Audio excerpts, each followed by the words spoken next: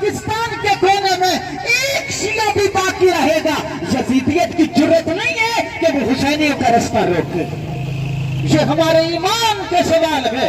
یہ لیول پر حالات خراب ہیں، آپ ان حالات میں اپنے پیارے ملک اسلامی جمہوریہ پاکستان میں حالات خراب کرنے کے لیے روانہ ہوگا۔ ان حالات کو خراب نہ کیجیے، عالمی لیول کے حقائق کی خوشنودی کے لیے ان ظاہرین کو آزمائش میں نہ لے آئیے۔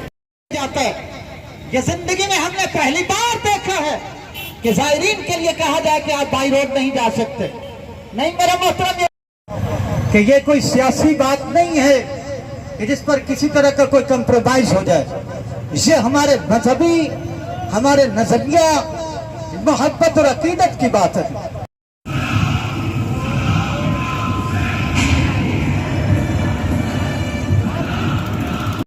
ظاہرین کے لیے سیکورٹی نہیں ہے، یہ کھلم بخش کی علامت ہے۔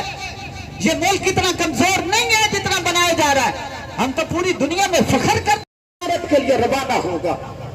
ان حالات کو خراب نہ کیجیے، عالمی لیول کے حقائق کی خوشنودی کے لیے ان ظاہرین کو آزمائش میں نہ لے آئیے۔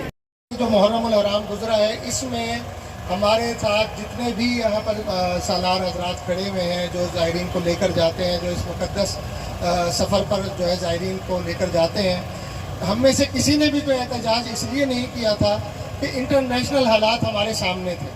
ہمیں معلوم تھا کہ اس وقت ایران اور امریکہ یا اسرائیل کی جو جنگ ہے وہ ابھی 4 دن پہلے 5 دن پہلے ختم ہوئی ہے، اور اس کی وجہ سے جو ہے ایران کے اندر بھی اور پاکستان کے اندر بھی اتنا ایک دم حالات ایسے نہیں تھے کہ ہم بائی روڈ ٹریول کر سکیں۔ ہمارے تمام زائرین نے بھی اور ہم سب لوگوں نے اس بات پر اتفاق کیا اور حکومت کا ساتھ دیا کہ آپ جس طریقے سے ہمیں کہہ رہے ہیں کہ اس وقت میں حالات نہیں ہیں، ہم آپ کے ساتھ ہر طریقے سے تعاون کرنے کے لیے تیار ہیں۔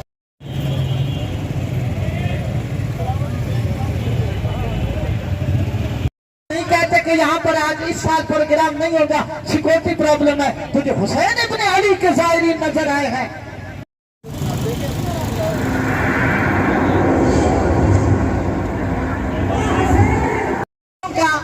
عالمی دن منایا جاتا ہے، تہوار منایا جاتا ہے، سالانہ وہاں پر سکھ